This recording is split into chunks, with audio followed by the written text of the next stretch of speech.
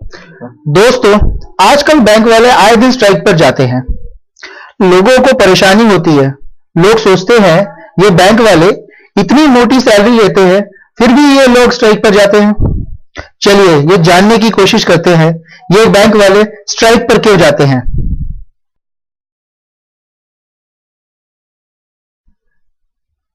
ये स्टोरी शुरू होती है 1979 से। जैसा कि आप सबको पता ही होगा, हमारी भूतपूर्व प्रधानमंत्री इंदिरा गांधी जी ने एक बोल्ड स्टेप लेते हुए 1969 में बैंकों का नेशनलाइजेशन किया, जो कि इतिहास में मील का पत्थर साबित हुआ।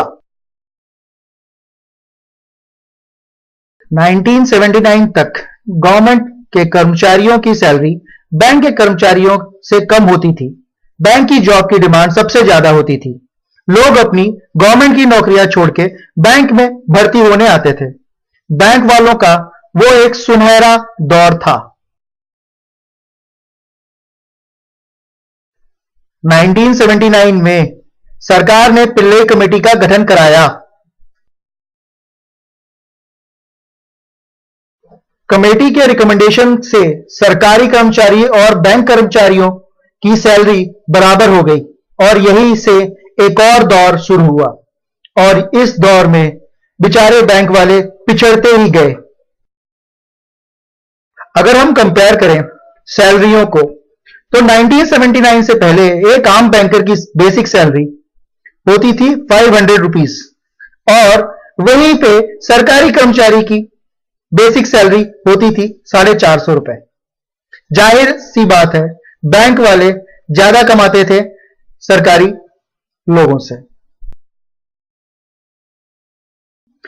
पिल्लई कमेटी के आने के बाद सरकारी कर्मचारियों और बैंक कर्मचारियों की सैलरी बराबर हो गई। दोनों की सैलरी 700 रुपए कर दी गई। 1986 से फोर्थ पे कमीशन लागू हुआ।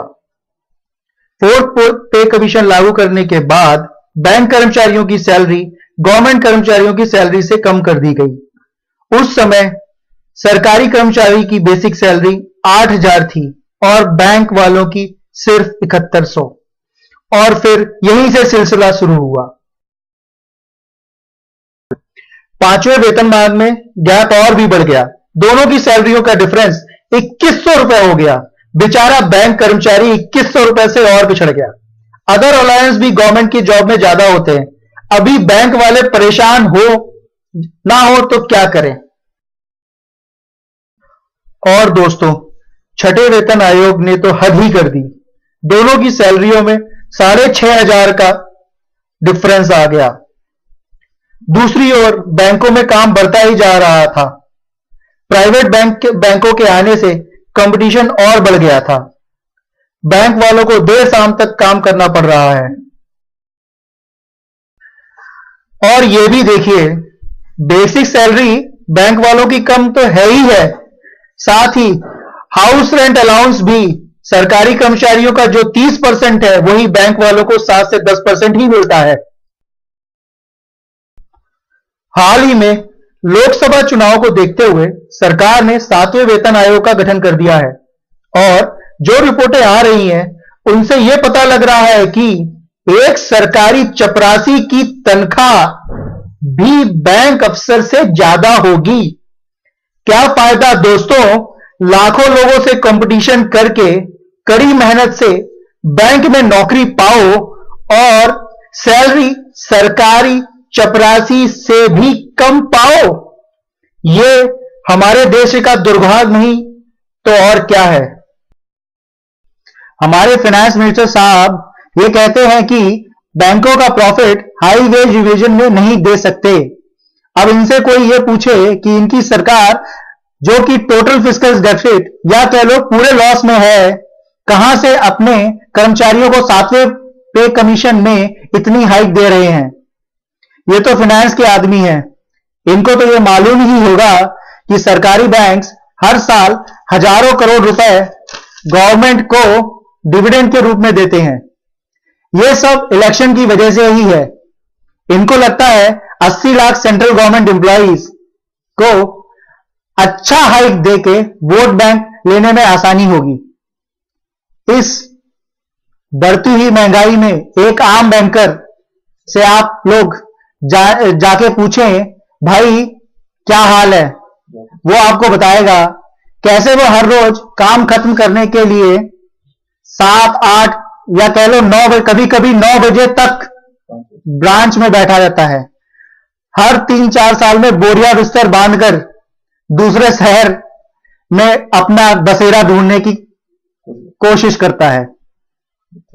बच्चों की पढ़ाई कितनी डिस्टर्ब होती है, सोशल सर्कल तो कभी बन ही नहीं पाता है। हर रोज अपनी नौकरी खतरे में रखकर एक बैंक वाला अपना काम पूरा करता है। दोस्तों, अब आप खुद बताइए कि एक बैंक वाले को स्ट्राइक पर जाना चाहिए कि नहीं। जिस बैंक वाले को 20-30 साल पहले लोग दूर से सलाम करते थे और आज उसका सर्वाइवल ही मुश्किल हो गया है। कभी इंश्योरेंस बेचो, कभी म्यूचुअल फंड बेचो, कभी डिपॉजिट लाने के लिए अपनी जेब ढीली करो। यह सब आजकल बैंक वालों के लिए रूटीन जॉब है। सीधी सी बात है, बैंक के कर्मचारी भी पब्लिक सेक्टर यूनिट के कर्मचारी हैं, तो उनसे यह सब भेदभाव क्यों? यह भेदभाव बंद होना चाहिए। धन्यवाद। ज्यादा जानकारी के लिए आप हमें www.armbanker.com पे लॉगिन कर सकते हैं या हमें Facebook/thearmbanker पे फॉलो करें। Thank you.